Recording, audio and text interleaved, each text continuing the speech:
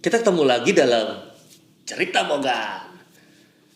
Teman-teman, kita masih mencoba untuk membahas tentang malaikat. Lalu pertanyaan yang kali ini yang mau kita bahas adalah, apakah ada tingkatan malaikat? Apakah ada tingkatan malaikat? Dan ini yang menjadi sesuatu yang cukup ramai, karena mungkin juga baru-baru ini ada seseorang yang public figure yang membahas tentang bagaimana tingkatan malaikat dalam konsep yang dia pahami. Lalu kita akan membahas.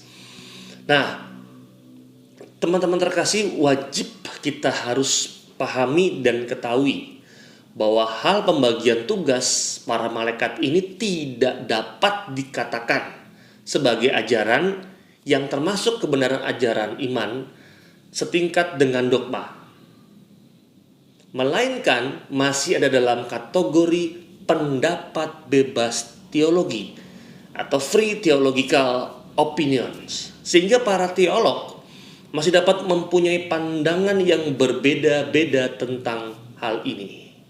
Saya akan membahas ini, mengulang ini, bahwa teman-teman terkasih, bahwa hal pembagian tugas para malaikat ini tidak dapat dikatakan sebagai ajaran yang termasuk kebenaran ajaran iman setingkat dengan dogma, melainkan adalah pendapat bebas teolog. Maka sebetulnya kalau Anda mendengar banyak sekali sebuah ajaran tentang bagaimana tingkatan malaikat, ini masih dalam kerangka pendapat bebas teolog. Nah, maka kali ini, berikut ini penjabaran yang akan kita bahas adalah penjabaran sumber utama dari pengajaran Santo Thomas Aquinas dalam bukunya Summa Theologica.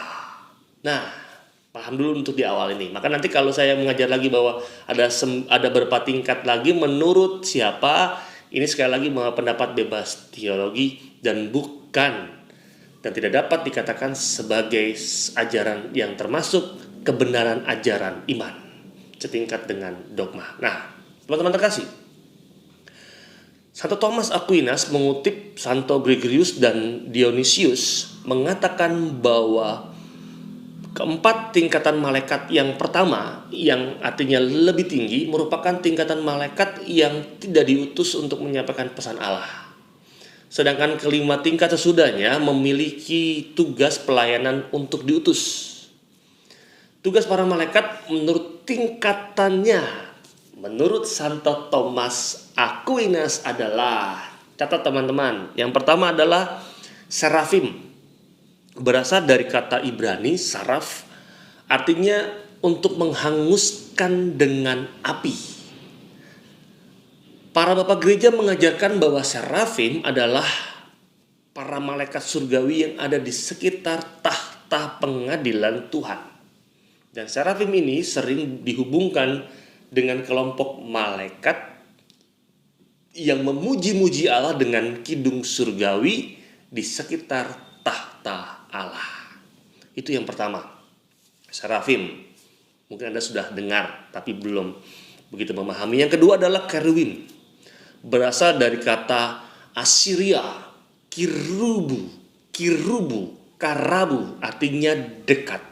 Maka kerubim diartikan sebagai malaikat yang dekat dengan Allah, ada di sekitar kemuliaan Tuhan dan juga melayani Tuhan. Baik serafim maupun kerubim itu keduanya menempati hierarki tertinggi dalam tingkatan malaikat di surga. Itu yang kedua. Yang ketiga adalah trons atau singgasana atau tahta suci, yang dari namanya dapat diperkirakan berada di sekitar tahta Allah, sama juga dengan serafim dan juga kerubim. Itu yang ketiga. Tingkatan yang keempat adalah dominations atau pemerintah. Bersama dengan ketiga tingkatan malaikat di atas, membimbing para malaikat di bawahnya tentang misteri Allah. Nah, kan nanti kalau Anda mau lebih tahu lagi, Anda bisa membuka tentang eh, Cita Mogani yang sebelumnya, bagaimana membuka kedok setan, lalu membandingkan antara tugas malaikat, kebiasaan, dan juga tugas dari setan. Nanti kita akan melihat bagaimana tingkatan malaikat yang lebih tinggi itu bisa mempunyai peranan yang luar biasa baik terhadap malaikat yang berada di tingkat yang bawah. Itu yang keempat ya. Yang kelima adalah virtus atau kebajikan. Para malaikat yang menjaga atau melindungi semua makhluk ciptaan jasmani, dan ini bertugas melakukan mukjizat dalam dunia material. Itu yang keenam, kebajikan. Kelima, yang keenam adalah powers, kekuatan. Para malaikat yang bertugas mengatasi kuasa kejahatan. Yang keenam. Yang ketujuh adalah parsipalitis atau kerajaan, bertugas untuk menjaga semua jiwa-jiwa yang baik. Itu yang ketujuh tingkatannya. Sedangkan kedelapan dan kesembilan adalah archangel atau penghulu malaikat, juga angels, malaikat. Dan kemungkinan juga tadi principalities atau kerajaan bertugas untuk melindungi manusia. Itu bisa kita lihat dalam Mazmur 90 ayat 11. Dan menurut Santo Thomas, para malaikat inilah yang sering disebut sebagai malaikat pelindung manusia. Kita sudah lihat membahas dalam Cita Mogani yang sebelumnya tentang malaikat pelindung kita sebagai manusia. Nah, hal-hal nama-nama maupun urutan tingkatan para malaikat ini bukanlah dogma, sehingga para teolog masih dapat mempunyai pandangan sendiri-sendiri tentang hal ini. Urutan yang disampaikan di atas adalah berdasarkan tulisan Thomas Aquinas, namun ia tidak memberikan secara rinci urutan nama-nama malaikat satu persatu secara pribadi. Dan secara umum, menurut Santo Thomas, para malaikat yang diutus kepada manusia, Mikael, Gabriel, Rafael, adalah tingkatan malaikat yang terendah atau dua terendah, yaitu penghulu malaikat dan juga malaikat. Namun tentang tingkatan malaikat Mikael, terdapat pandangan lain. Santo Basilius dan Bapak Gereja Yunani seperti Salmeron dan Bellarminus menempatkan Santo Mikael di atas semua para malaikat. Santo Bonaventura mengatakan bahwa Santo Mikael adalah pangeran dari malaikat serafim, yang pertama dari ke-9 tingkatan malaikat. Kemungkinan ini disebabkan karena pada kitab Wahyu 12 ayat 7 disebutkan bahwa Mikael dan para malaikatnya bertarung melawan iblis, melawan ular tua, melawan setan. Nah, teman-teman yang terkasih, demikian juga terdapat perbedaan pandangan tentang kedudukan Lucifer.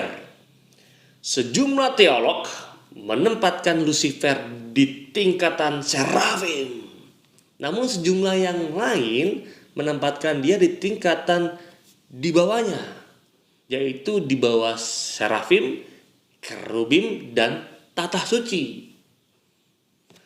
Dia memberi kebebasan kepada para teolog untuk mempunyai pandangan berbeda ini karena bukan masalah prinsip yang berhubungan dengan hal-hal dogmatik gereja Katolik.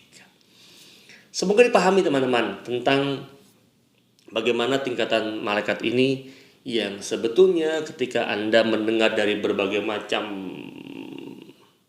sumber, sekali lagi bahwa pembagian tugas para malaikat, tingkatan para malaikat itu tidak dapat dikatakan sebagai ajaran yang termasuk kebenaran ajaran iman setingkat dengan dogma, tetapi pendapat bebas teologi. Semoga membantu Anda.